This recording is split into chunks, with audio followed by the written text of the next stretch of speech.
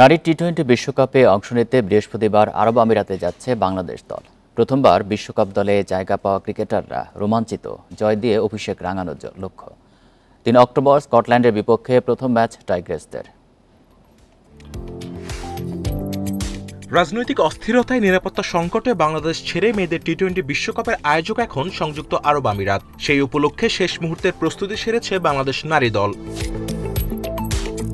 প্রথমবারের মতো টি-20 বিশ্বকাপে জায়গা পাওয়া ক্রিকেটাররাও এখন বড় মঞ্চে নিজেদের সামর্থ্য প্রমাণে প্রস্তুত। সুলতানা, সাথী, রাবেয়া, তাজদের সামনে এবার ইতিহাস গড়ার চ্যালেঞ্জ। জিততে চান অন্তত একটি ম্যাচ। বিশ্বকাপের আগে যে আমাদের প্রিপারেশন ম্যাচ ছিল, সেই সময় আমরা এত এক্সাইটেড ছিলাম না, বিশেষ করে এখন আমি অনেক এক্সাইটেড যে লাইফের ফার্স্ট টাইম বিশ্বকাপ খেলতে যাবো। এটা আমার জন্য অনেক বড় অ্যাচিভমেন্ট। এখন আমরা খুব ভালো খেলতেছি, তাই না? এখন আমাদের ইচ্ছা যে আমরা একটা দুইটা ম্যাচ যেন আমরা জিততে পারি। বিগত কিন্তু 3 থেকে 4টা ওয়ার্ল্ড কাপ গিয়েছে, আমরা কোনো একটা ম্যাচ জিতিনি।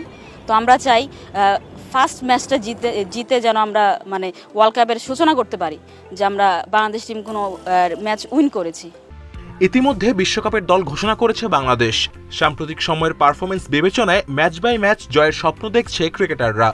অ্যাটলিস্ট আমরা সেমিফাইনাল পর্যন্ত যাওয়ার অ্যাবিলিটি আমাদের আছে, সো আমাদের ওই পর্যন্ত যাওয়া অবশ্যই আমাদের কাজ, এবং যতটুকু পারে ম্যাচ উইনিংয়ের জন্য আমার যা করতে হবে আমি তাই দিয়ে করব। 3 অক্টোবর স্কটল্যান্ডের বিপক্ষে ম্যাচ দিয়ে শুরু হবে মেয়েদের বিশ্বকাপ মিশন।